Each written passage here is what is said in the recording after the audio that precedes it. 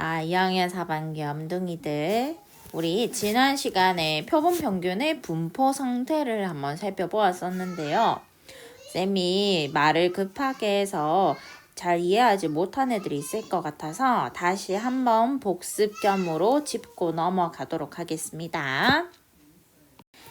자, 교과서 문제 같이 보면서 복습해 보도록 할게요. 다음을 조사할 때 전수조사와 표본조사 중에 어느 것이 더 적합한지 이야기해 보라 했어요.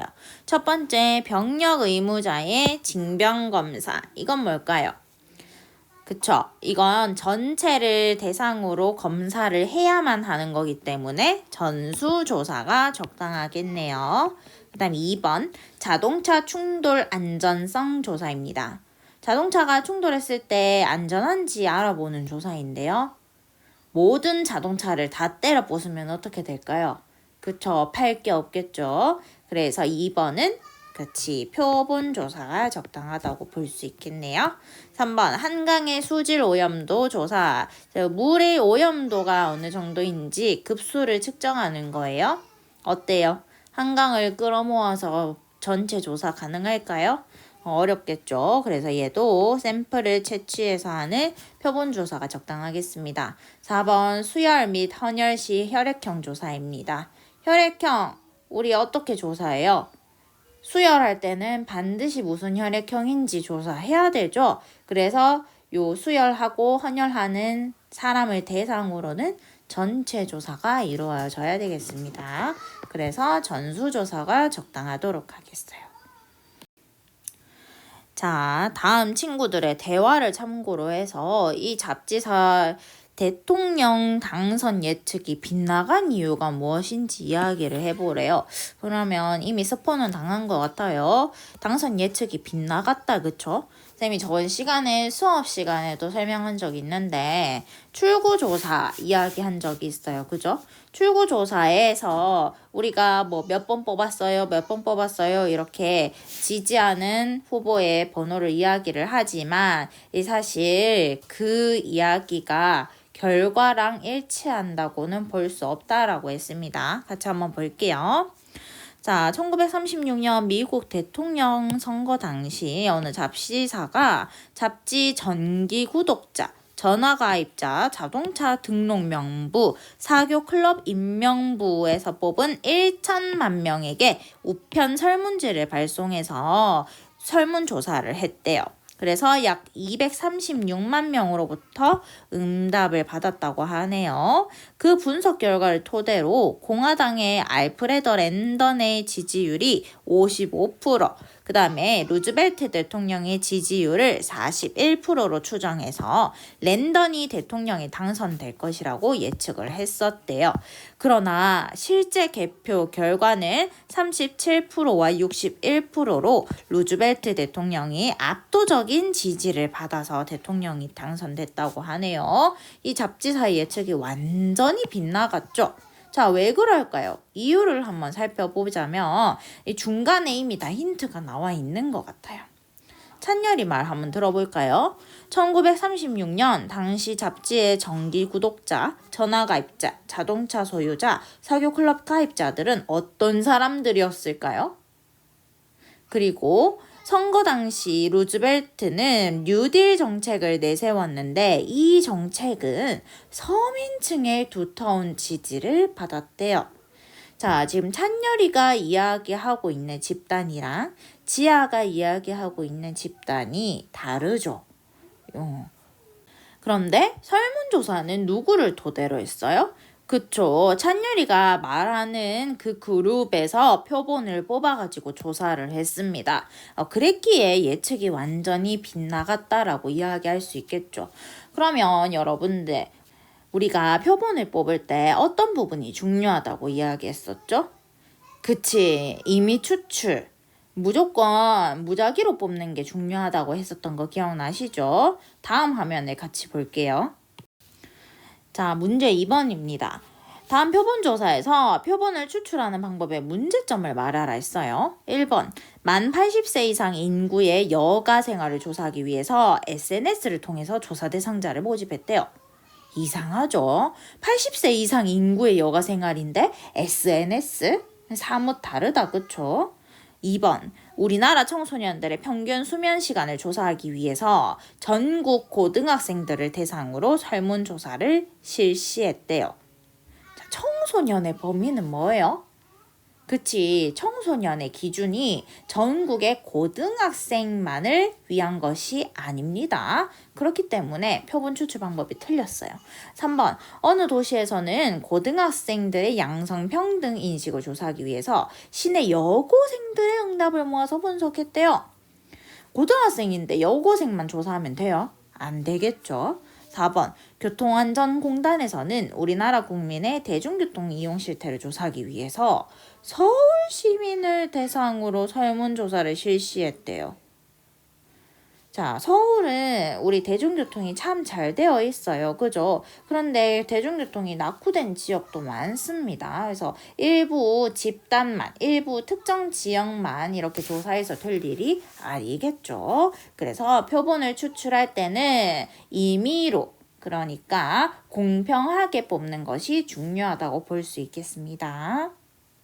그래서 집단의 특성이 너무 잘 드러나도 안 돼요.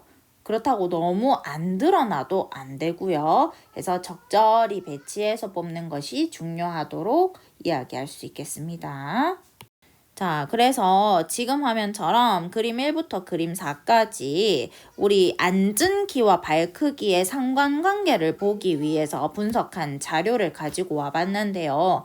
이 4가지 자료 중에서 표본 추출이 잘 된 예시가 있어요. 잘 된 예시는 몇 번일까요? 번호를 골라서 오늘 수업이 마치고 설문조사에 임하도록 합니다. 그래서 몇 번 그림이 제일 표본 추출이 잘 되었다라고 이야기할 수 있는지 한번 투표해 보도록 하겠어요. 자, 그래서 지난 시간에 정리했던 이 용어 정리 화면을 다시 한번 가지고 와봤는데요. 한번 다시 복습하도록 하겠습니다.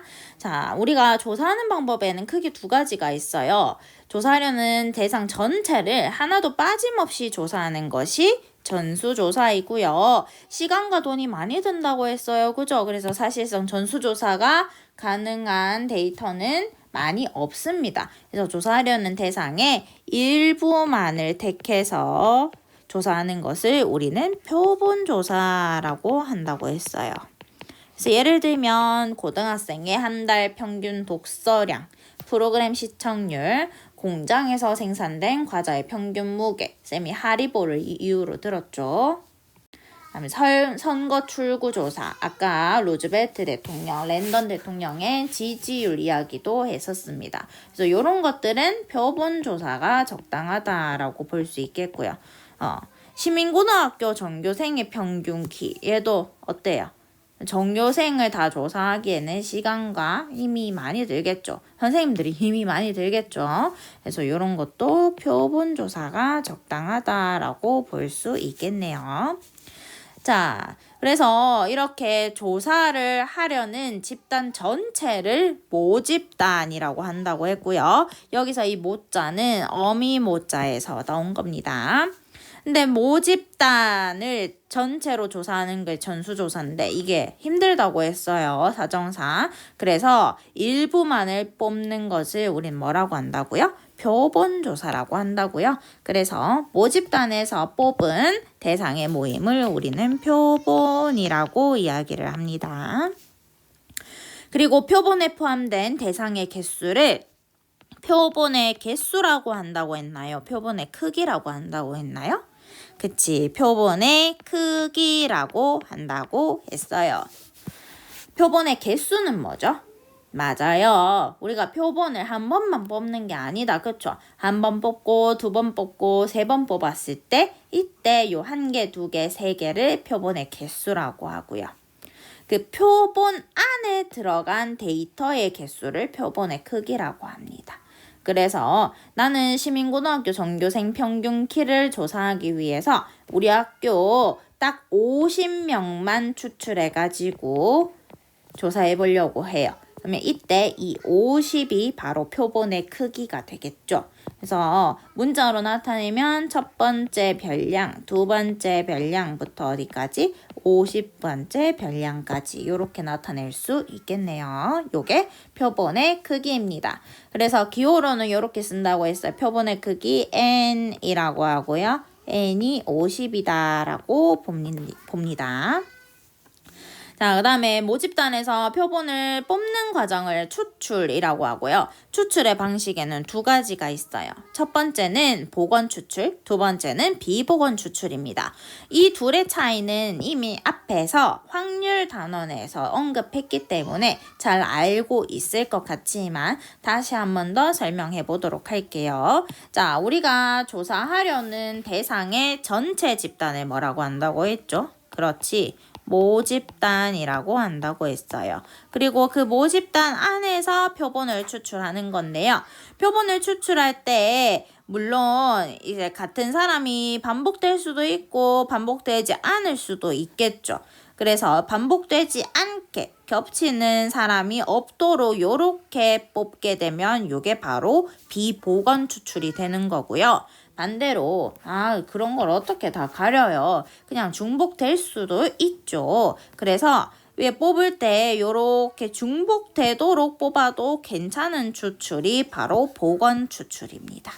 이해되시겠죠? 그런데 실제로 통계 자료를 조사할 때는요. 이 비복원 추출이 주를 이룬다고 합니다. 사실 똑같은 사람 또 통계조사에 임하라고 하면 잘 안 하겠죠. 그래서 이제 집단의 크기가 클 때에는 이 비복원 추출도 충분하다고 본대요.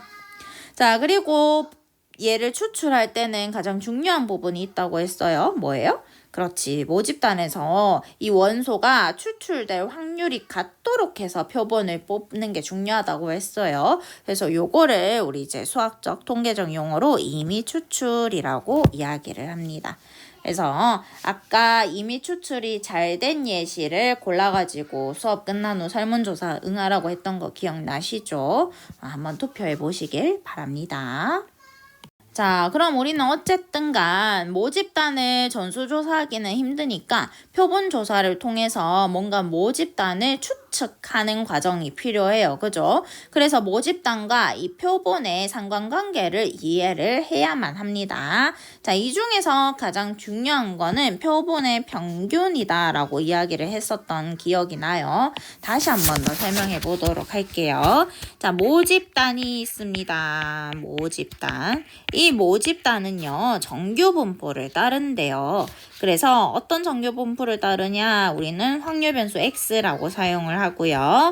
정규분포 n, m, 시그마 제곱을 따른다고 해요.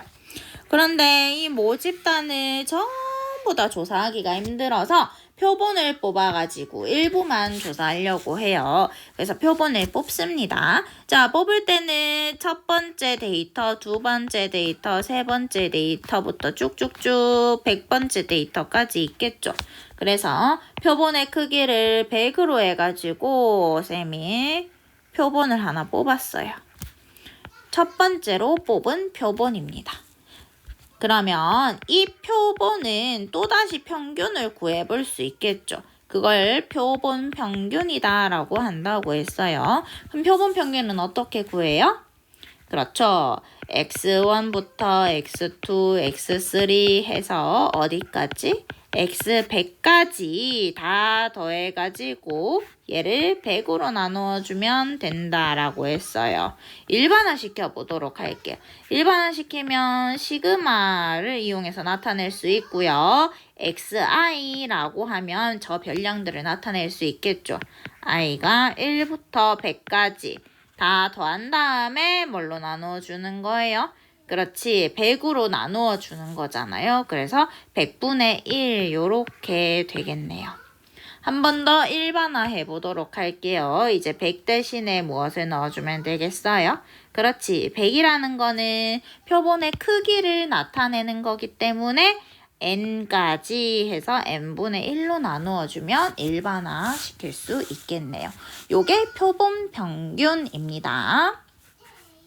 자, 이렇게 표본의 평균을 구하고 나면 이 x1부터 x100까지의 아이들도 어떤 분포를 이룰 거예요. 그쵸?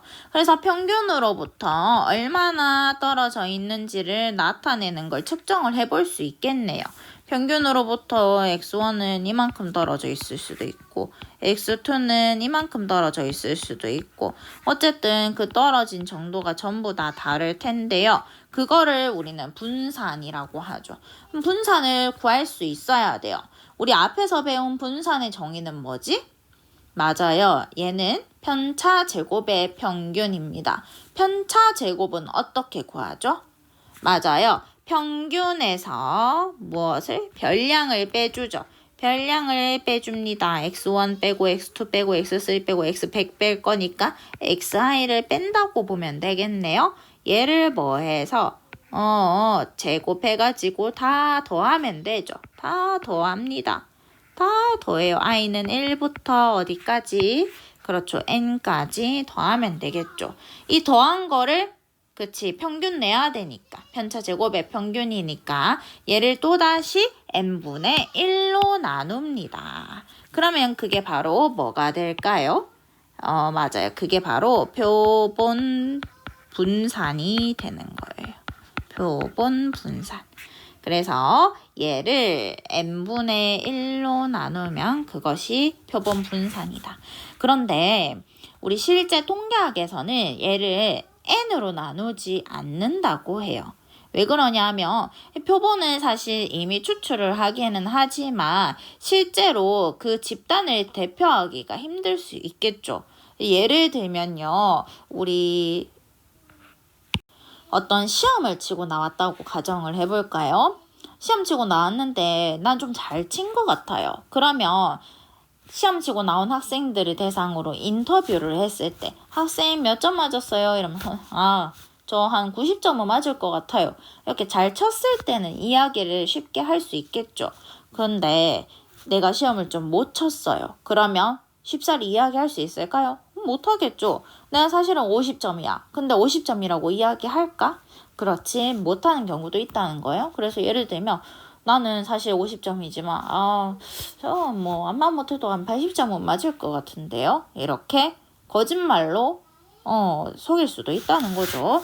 그래서 이렇게 데이터를 구하다 보니까 표본 분산이 원래 집단, 즉 모집단의 분산과 값이 너무 다르더래요. 그래서 그 차이를 좁히기 위해서 분모의 크기를 줄여주는 거예요. 그래서 분모의 크기를 줄여주기 위해서 n이 아니라 우리는 n분의 1로 얘네를 나눈다고 합니다. 그래서 그렇게 약속된 거예요. 이해되시겠죠? 그래서 위에 박스에 보면 표본 분산의 값을 모분산과 달리 편차의 제곱의 합을 n-1로 나누는 이유는 모분산과 표본 분산의 차를 줄이기 위해서다. 이렇게 이해만 하시면 됩니다. 그럼 표준 편차는? 그치, 표본 분산에다가 루트 씌우면 되겠죠. 자, 요게 바로 표본 평균, 표본 분산, 표본 표준 편차입니다. 그런데 제가 여기서 뭐가 중요하다고 했어요? 그쵸? 표본 평균이 중요하다고 했죠. 표본 평균이 중요한 이유는 뭐야? 맞아. 얘가 사실 표본을 뽑을 때마다 우리가 x1부터 x100까지 다 더해가지고 평균을 구해보면 값이 같을 수도 있겠지만 다른 경우가 더 많겠죠. 항상 얘가 다 다른 값으로 나온다는 거예요. 그래서 이게 매번 달라진다면 어떤 변수로서의 역할을 할 수 있지 않을까라고 생각을 한 거예요. 그래서 얘는 앞으로 확률 변수로서의 역할을 할 겁니다. 표본 평균이 다시 확률 변수로서의 역할을 할 수가 있구나. 왜? 얘를 표본을 추출할 때마다 평균이 달라질 거니까요. 그래서 이렇게 가능할 때까지 계속 표본을 뽑아가지고 평균을 구해보면 값이 다 다르게 나오겠죠. 그것들을 확률 변수로 쓰겠다는 겁니다. 그래서 이렇게 써요. 자, 우리가 표본을 뽑아가지고 평균을 구합니다. 평균을 구하게 되면 위에 바가 붙어요. 요걸 앞으로 표본 평균을 기호화시킨 걸로 인식할 겁니다. 표본 평균 혹은 표본 샘플이라고 생각하시면 돼요. 첫 번째로 표본을 뽑아서 평균을 구했어요. 그럼 아래 첨자 1을 사용해서 이렇게 사용할 수 있겠죠. 그 다음에 또 표본을 뽑았어요. 또 평균을 구했어요. 얘는 아까 거랑 다른 애죠. 그래서 두 번째로 뽑은 표본 평균입니다. 또 뽑았어요. 또 평균을 구했어요. 세 번째로 뽑아서 평균을 구한 값입니다. 이해되시겠죠? 그래서 얘는 예를 들어서 뭐 x1부터 x100까지 평균을 구했다면 얘는 예를 들어서 뭐 x 251부터 x 350까지 평균을 구한 거예요. 이렇게 표본을 뽑을 때마다 안에 들어가 있는 별량들이 다 다르겠죠. 뭐 또 세 번째로 뽑은 표본 평균은 뭐 예를 들면 x 몇 개 있다고 할까? 그래 뭐 500부터 x 599까지 이렇게 100개를 뽑아가지고 평균 낸 거예요. 이렇게 뽑을 때마다 평균이 다 다르겠죠. 그래서 얘네가 확률 변수로서의 역할을 할 수 있다라는 거고요. 이렇게 뽑은 데이터들은 다 다른 별량을 가지니까 또다시 얘네들의 분포 상태를 살필 수가 있겠죠. 그게 바로 표본 평균이 중요한 이유입니다. 표본을 뽑아가지고 걔네들을 다시 평균 내가지고 우리는 무엇을 하기 위함이야? 그렇지. 얘네를 토대로 모집단을 추측하기 위함이에요. 표본을 뽑아보니까 이렇던데 모집단은 어떻게 되겠네 라고 추측하는 겁니다. 이런 과정을 우리는 수학적 통계적 용어로 통계적 추정이라고 이야기를 해요. 그래서 오늘은 통계적 추정에 대한 이야기까지 이어나가 볼 겁니다. 자, 그래서 앞서 한 이야기를 다시 한번 정리를 하면요. 표본 평균이 중요한 이유는 얘네들이 변수로서의 역할을 하고 변수로서의 역할을 하기 때문에 확률 분포를 다시 살펴볼 수 있기 때문이에요. 이제 쌤이 그리는 그림을 조금 집중해서 봐주세요. 이 그림이 이제 여러분은 익숙해지셔야 됩니다. 자, 확률 변수 x를 사용하는 집단을 우리는 이제 모집단이라고 보는 거예요. 모집단. 그래서 모집단은 확률 변수 x를 일반적으로 사용하고요. 얘는 정교 분포를 따릅니다. m, 시그마 제곱 이런 식으로 표현을 했었죠. 근데 모집단을 사실 전수조사하기는 힘들어요. 그래서 이제 표본을 뽑을 겁니다. 자, 표본을 뽑을 거예요. x1부터 x100까지 뽑아가지고 첫 번째 표본을 만들었어요. 첫 번째 표본을 x1이라고 할게요. 그럼 이마의 평균을 구해야 되겠죠? 평균을 구하면 위에 바가 붙는다고요. 그 다음에 또 뽑았어요. 물론 겹칠 수도 있고 안 겹칠 수도 있습니다. 두 번째로 뽑았어요. 100개를. 그러면 두 번째로 뽑은 표본. 그리고 평균을 구하면 위에 바를 붙입니다. 또 뽑았어요. 세 번째로 뽑은 표본. 그리고 평균을 구했어요. 오케이. 바를 붙입니다. 이런 식으로 해서 계속 구할 수 있겠죠. 얘네들이 전부 다 표본 평균이고요. 이 표본 평균들은 다 다른 값을 가지기 때문에 확률 변수로서의 역할을 할 수 있다라고 이야기를 했어요. 맞나요? 그래서 이 평균은 앞으로 확률 변수로 쓰일 거고 이 확률 변수로 쓰이기 때문에 우리는 분포를 생각해 줄 수 있다. 즉 확률 분포를 생각해 줄 수 있다는 거예요.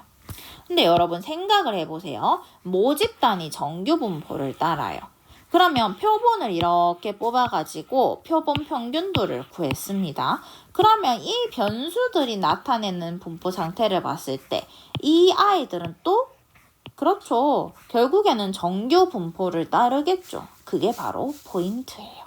이해되시죠? 자, 이런 식으로 해서요. 우리가 표본들을 무지하게 많이 뽑아낸 다음에 얘네들의 평균을 구해냈습니다. 아, 그러면 쌤이 보라색으로 표시한 이 아이들이 전부 다 뭐가 되는 거라고요? 그렇지, 표본 평균이 되고요. 표본 평균은 확률 변수로서의 역할을 하기 때문에 확률 분포를 생각해 줄 수 있다고 했어요. 그래서 우리는 표본 평균의 분포 상태를 살펴볼 겁니다.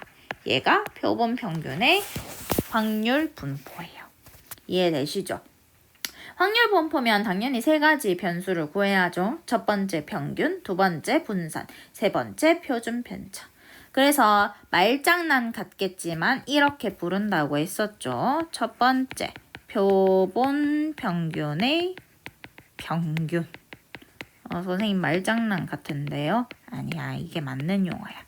표본 평균이 확률 변수이니까 이 확률 변수의 평균을 구하겠다는 거죠. 그러니까 얘들아, 쉽게 생각하면 대한민국 고등학교 2학년 학생들의 키를 조사하기 위해서, 즉 모집단을 전수조사할 수 없으니까 표본을 뽑았어. 요렇게 뽑고 요렇게 뽑고 요렇게 뽑았어. 그럼 얘네들 평균 키를 조사해야 되니까 어쨌든 표본 길이도 평균을 구해야 되겠지? 근데 이 평균, 이 평균, 이 평균 전부 다 다를 거 아니야. 그럼 얘네들을 다시 뭘 해야 돼? 그렇지, 다시 평균 내야 되겠지. 그게 바로 표본 평균의 평균입니다. 그리고 이 표본 평균의 평균은 기호로 어떻게 쓰냐 하면, 쌤이 아까 표본을 뽑아서 평균을 구하면 x바를 붙인다고 했죠. 인마들을 다시 평균 낸 거니까 이 x바라고 나타냅니다. 이해되시겠죠? 그러니까 평균이 두 번 붙은 거야. 바 붙으면 표본 평균. 이 표본 평균이 다시 확률 변수가 돼서 얘네들의 평균을 구한 거지. 이해되겠나? 그 다음에 두 번째. 그렇다면 그 전국 고등학생 2학년들의 키 평균을 구하기 위해서 얘네들의 평균 낸 다음에 다시 얘네들이 구한 평균으로부터 얼마나 떨어져 있는지를 살펴봐야 되지 않겠니? 그렇지. 그게 바로 뭐냐면 표본 평균의 분산이 되는 거예요. 표본 평균의 분산. 기호로는 표본 평균의 분산이니까 x바가 확률 변수가 되고 분산 기호인 v를 사용하면 되겠죠. 그리고 얘가 값이 너무 크니까 뭐 쉬운 거, 루트 쉬운 거, 그게 바로 표본 평균의 표준 편차가 되겠죠. 기호로는 뭘 쓸까? 그치, 시그마 쓰고 x바 해주면 되겠네요. 이해되시겠죠? 그런데 이 표본 평균의 평균은 결국에는 어디에 가까워질 거라고요? 그렇죠. 모평균에 가까워질 거라고요. 그리고 우리 지난 시간에 확인해 봤습니다. 표본 평균의 분산은 어느 값에 가까워진다고요? 맞아요. 얘는 원래 분산을 표본의 크기로 나눈 만큼 요 값에 가까워진대요. 그리고 얘의 루트 씌우면 루트 n분의 시그마, 요게 바로 표본 평균의 표준 편차가 되겠죠. 그래서 요거는 기억하고 계셔야 됩니다. 다시 한번 정리해 보도록 할게요. 표본 평균의 평균을 기호로는 EX바라고 쓰고요. 얘는 모평균 M에 가까워질 겁니다. 그 다음에 표본 평균의 분산을 X바의 분산이라고 쓰고요. 얘는 분산, 모분산을 표본의 크기로 나눈 값에 가까워집니다. 마지막으로 시그마 x바는 루트 씌운 루트 n분의 시그마가 되겠네요. 그래서 기호로는 이렇게 쓰겠죠. 이제는 확률 변수가 x가 아닌 x바가 되면서 표본 평균이 어떤 분포를 따르는지를 보는 거야. 걔는 마찬가지로 정규 분포를 따를 거고, 평균은 모평균 m에 똑같고, 표준 편차는 루트 n분의 시그마니까 얘의 제곱으로서 분산을 표현할 거야. 이렇게 되는 거겠죠. 이해되세요? 다시 정리할게요. 모집단은 확률 변수 x를 사용하고요. 얘는 정규 분포 m, 시그마 제곱을 따릅니다. 근데 여기에서 추출한 표본 평균 첫 번째, 표본 평균 두 번째, 표본 평균 세 번째, 땡땡땡 n번째까지 얘네들의 분포 상태를 살펴볼 때는 확률 변수가 표본 평균이 되면서 이름이 바뀌어요. 뭘로 바뀌냐면 x바로 바뀌어요. 이해되시죠? 그래서 이 x바는 또다시 정규 분포를 따르고요. 앞에는 모평균과 같은 값을 가지기 때문에 m을 그대로 사용하면서 뒤에는 분산을 표현해야 하기 때문에 루트 n분의 시그마 제곱 형태로 표현합니다. 되겠죠? 이제 암기하셔야 돼요. 자, 쌤이 이렇게 말해도 안 와닿을 수 있어요. 그래서 우리 문제집에 있는 문제안으로 예제 한번 확인해 보도록 하겠습니다. 1부터 7까지 홀수가 각각 하나씩 적힌 4개의 공 중에서 2개의 공을 이미 추출할 때 공에 적힌 수의 평균을 x바라고 하겠대요. 요게 바로 뭐예요? 그렇지, 표본 평균이에요. 표본 평균. 이때 이 x바, vx바의 곱의 값을 물었습니다. 선생님 아직도 무슨 말인지 잘 안 와닿아요. 그쵸? 위에서부터 다시 천천히 살펴볼게요. 1부터 7까지의 홀수가 각각 하나씩 적힌 4개의 공. 지금 모집단이 어떻게 돼 있는지 한번 볼까요? 자, 뭐 주머니 안에 공이 있다라고 한번 해봅시다. 그러면 홀수만 있으니까 1번 공, 3번 공, 5번 공, 7번 공 이렇게 있겠죠. 이 4개의 공 중에서 몇 개를 추출한대요? 맞아요. 2개를 추출한대요. 그럼 내가 여기에서 뽑을 수 있는 조합이 예를 들면 뭐 1번, 3번 되고 또 1번, 5번도 되겠고 이해되시죠? 그 다음에 뭐 1번, 7번도 되겠고 이런 식인 거예요. 뭐 5번, 7번도 되겠고 이 경우의 수로 가능한 조합이 되겠죠. 얘네들을 다시 평균 내는 거예요. 그럼 얼마야? 합이 4니까 얘는 2, 합이 6이니까 얘는 3, 합이 8이니까 얘는 4, 합이 12니까 얘는 6, 뭐 이런 식인 거예요. 그래서 쌤이 빨간색으로 적은 이 아이들이 바로 표본 평균 x바가 되는 겁니다. 그런데 이 x바의 분포 상태를 살펴보려면 쌤이 지금 한 것처럼 모든 케이스를 다 적은 다음에 평균을 다 구해서 x바가 가능한 확률 변수를 전부 찾아줘야 되겠죠. 그게 얼마나 귀찮은 일이야, 그지? 그래서 이렇게 때로는 표본을 살펴보는 것보다 모집단 자체를 살펴보는 게 훨씬 더 유리한 경우도 있다라는 겁니다. 그래서 항상 모집단을 전수조사하는 게 어렵다고 생각하시면 안 돼요. 아, 이런 문제 같은 경우에는 오히려 모집단을 살펴보는 것이 표본을 살펴보는 것보다 훨씬 편하겠네라고 판단하는 거예요.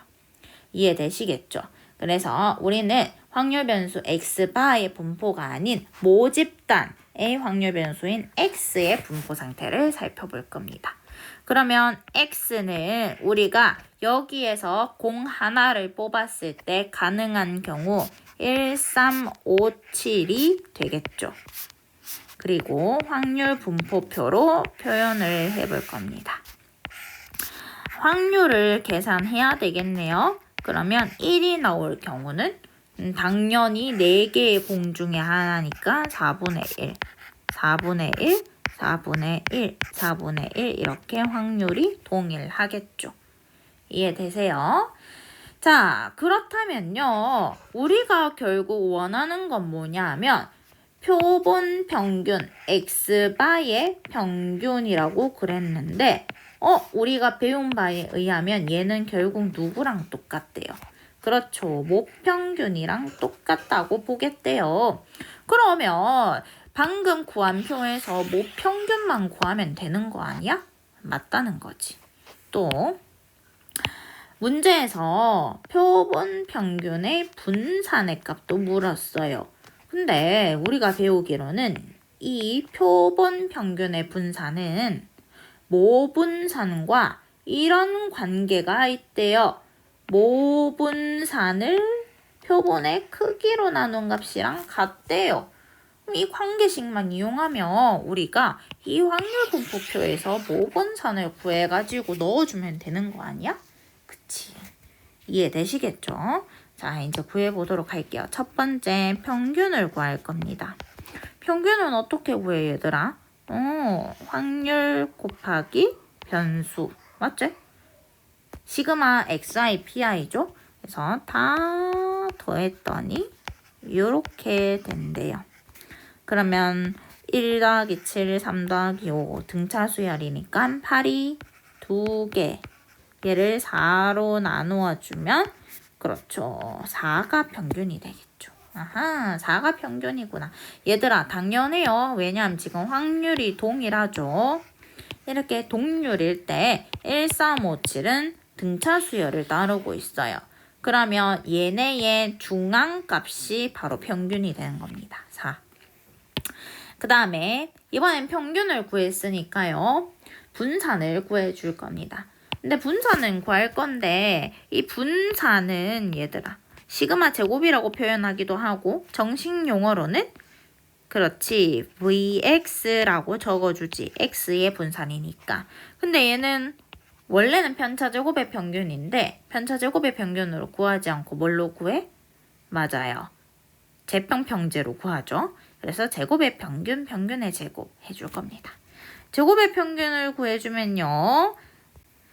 4분의 1의 제곱, 3의 제곱, 5의 제곱, 7의 제곱 들어가고요. 여기에서 마이너스 16이 되겠죠. 얘를 계산해 주시면 됩니다. 그러면 계산하면 값이 5가 나올 거예요. 여러분 한번 계산해 보세요. 자, 이제 우리는 m과 시그마 제곱을 구했으니까 여기 넣어주기만 하면 되겠네. m은 결국에 4였고요. 시그마 제곱은 5인데 우리 아까 표본의 크기를 2개로 봤으니까, 그지? 2개의 공을 이미 추출한다고 했으니까 n의 값은 2가 되겠네요. 그래서 구하는 값은 4와 2분의 5를 곱해준 10이 되겠습니다. 그래서 얘들아 항상 표본 평균의 분포 상태를 살펴보는 것이 능사가 아니라 이렇게 이 문제처럼 모평균의 분포 상태를 통해서 표본 평균의 분포 상태를 역추정하기도 한답니다. 이해되시죠? 그래서 우리는 이들의 긴밀한 관계를 잘 알고 있어야 돼요. 자, 그 다음 문제 한번 볼게요. 요거는 역추정이 아니라 추정이 맞는지 한번 보자. 어느 고등학교 남학생의 제자리 멀리뛰기 기록은 평균이 260, 표준 편차가 15인 정규 분포를 따른대요. 여러분, 요거는 어느 고등학교 남학생 전체의 이야기니까 모집단이게 되겠죠. 모집단이니까 확률 변수 x가 정규 분포를 따른다. 평균이 260, 표준 편차가 15니까 15의 제곱으로 분산을 표현해 줄 수 있어야 되겠네요. 요렇게 문제가 나오면 기호화 시키는 것이 습관으로 잡혀 있어야 됩니다. 자, 이 고등학교의 남학생 중에서 이미 추출한대요. 몇 명을 이미 추출한대요? 25명을 이미 추출하겠대요. 그렇다면 표본의 크기가 얼마입니까? 그렇죠. 25가 표본의 크기가 되는 거예요. 이때 제자리 멀리뛰기 기록의 평균이래. 25명을 추출했을 때의 평균이래. 자, 그림으로 그려봅시다. 어느 고등학교래? 그러면 시민고라고 한번 해보자. 시민고 전체가 모집단입니다. 근데 여기서 다가 아니라 25명만 뽑은 거예요. 25명만 뽑았을 때 얘네의 평균. 그러면 이게 뽑을 때마다 달라지겠죠? 뽑을 때마다 달라지겠죠? 뽑을 때마다 달라지겠죠? 오케이. 그래서 첫 번째로 뽑았을 때, 두 번째로 뽑았을 때, 세 번째로 뽑았을 때, 네 번째로 뽑았을 때 얘네가 전부 다 다를 거니까 표본 평균의 값도 달라진다라고 앞서서 계속 언급을 해왔습니다. 이런 식으로. 그래서 얘네들이 257 이상 266 이하일 확률을 구하라는 거죠. 자, 다시 말하면 결국에는 누가? 그렇죠. 표본 평균 X바가 어디와 어디 사이에 있어야 되는 거야. 맞아. 얘가 257과 266 사이에 있어야 될 확률을 구하는 거야. 요게 우리가 구하는 값이 되겠네요. 자, 그러면 모집단이 정규분포를 따른다고 했으니까 X바도 똑같이 정규분포를 따르겠죠. 그럼 정규분포 곡선 하나를 예쁘게 그려주시고요. 이제는 확률 변수가 바뀝니다. X가 아니라 X바로 바뀌겠죠. 표본 평균이 어떻게 달라지는지 보겠다는 거예요. 그런데 표본 평균의 평균은 누구랑 똑같다고 본다고 했어요? 모평균 M이랑 똑같다고 본다고 했어요. 맞죠? 오케이. 그래서 중간에 이 대칭축은 마찬가지로 M이 되겠네. 그럼 봐봐. 우리는 확률 구할 때 뭐 보라고 했어? 몇 칸 시그마 떨어져 있는지 보라고 했던 거 기억나지? 그럼 이 몇 칸 시그마를 알려면 그렇죠. 확률 분포 X바가 어떤 정규 분포를 따르는지 다시 정리해 봐야 되겠네. 자, 얘는 모평균 그대로 따르니까 260, 그 다음에 분산 15의 제곱을 표본의 크기 25로 나누어 주라고 했어요.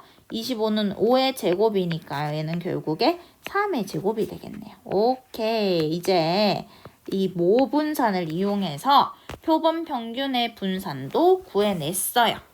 요까지 이해되시죠? 자, 그럼 X바의 분포 상태를 알았으니까 우리는 이 시그마의 값이, 즉 X바의 시그마의 값이 3이라는 것까지 알아냈습니다. 한 칸이 3이라는 소리네요. 이해됩니까? 자, 이제 우리가 구하고자 하는 거 대입해보자. 평균은 260이라고 했어요. 우리가 원하는 거는 어디부터? 257부터 어디까지? 266까지예요. 그럼 이 왼쪽은 몇 칸? 그치, 한 칸 시그마지. 한 칸 시그마. 그 다음에 이 오른쪽은 몇 칸? 거리가 6이죠. 거리가 6을 시그마 값으로 나누니까 2칸이네요. 여기는 2칸 시그마예요. 이해되나요? 그러면 오른쪽 표에서 한 칸 시그마에 해당하는 0.3413과 2칸 시그마에 해당하는 0.4772를 더해주시면 되겠네요. 이렇게 구하는 거예요. 어렵지 않죠? 그래서 우리가 모집단과 표본 평균의 분포 상태, 이 둘의 긴밀한 관계만 잘 이해하고 있으면 우리가 앞서 풀었던 문제와 별 다를 바 없이 잘 풀 수 있습니다. 자, 그 다음 얘 한번 볼게요. 어느 모집단의 확률 변수 X의 확률 분포를 표로 나타내면 다음과 같대요. 이 모집단에서 크기가 2인 표본을 이미 추출해서 구한 평균을 X바라고 하자라고 했습니다. 이때 P, X가 2 이하일 확률이 표본 평균이 3일 확률의 2배와 같대요. 아, 어렵다, 그치? 이 말을 해석하실 수 있어야 됩니다. 자, 그래서 요 문제가 잘 풀리면 개념을 어느 정도 잘 이해하고 있다고 보셔도 돼요. 이해되시겠죠? 그러면 요 말부터 한번 해석해보자, 얘들아. 이게 뭐야? 표본 평균이 3이라는 소리지. 표본 평균이 3이기 위해서는 어떤 조건을 갖춰야 될까? 맞아요. 우리가 크기가 2인 표본을 뽑는다고 했잖아요. 그러면 누구를 뽑던지 간에 뭐 예를 들어서 1과 3을 뽑았을 때 이 둘의 평균치 2가 표본 평균이 되는 거예요. 그럼 표본 평균이 3이 나오려면 합이 얼마 나와야 되겠어? 그치, 합이 6이 나와야 되겠죠? 그래서 합이 6이 나오는 경우를 순서상으로 나타내보면 2, 4가 가능하고요. 그 다음에 3, 3 가능하고요. 그 다음에 순서 바꾸어서 4, 2가 가능하겠죠. 이해됩니까? 오케이. 자, 그러면 2, 4, 4, 2 이렇게 나오는 경우는요. 우리가 확률을 구하게 되면 이렇게 나타낼 수 있겠네요. 두 가지 있으니까 일단 경우의 수가 2이고요. 그 다음에 2가 나올 확률 8분의 3에다가 4가 나올 확률 B가 되겠네요.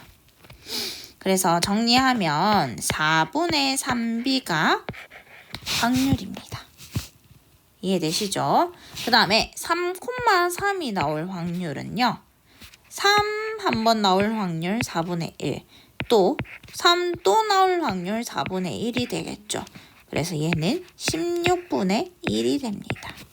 선생님 확률이 어떻게 이렇게 계산되나요? 우리 앞서서 배웠죠? 확률의 곱셈 정리.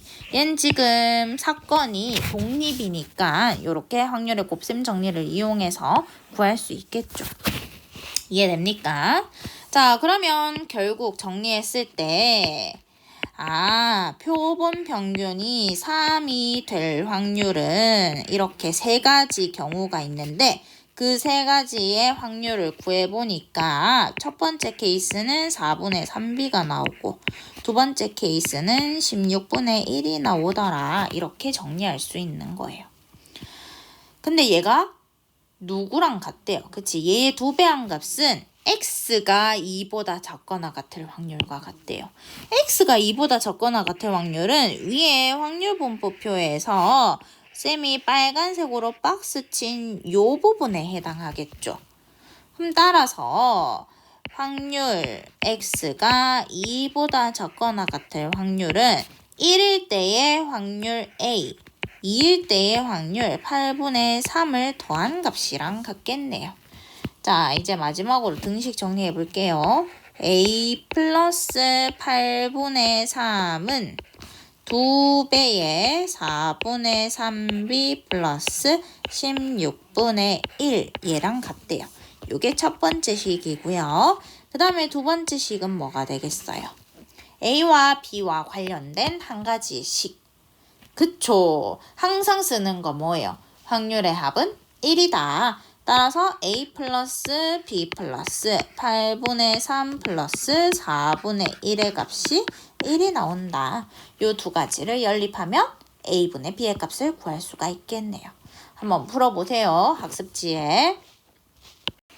자, 요 예제도 풀어가지고요. 여러분 숙제 인증 사진 올리시면 됩니다. 그럼 쌤이 답 올려드릴게요.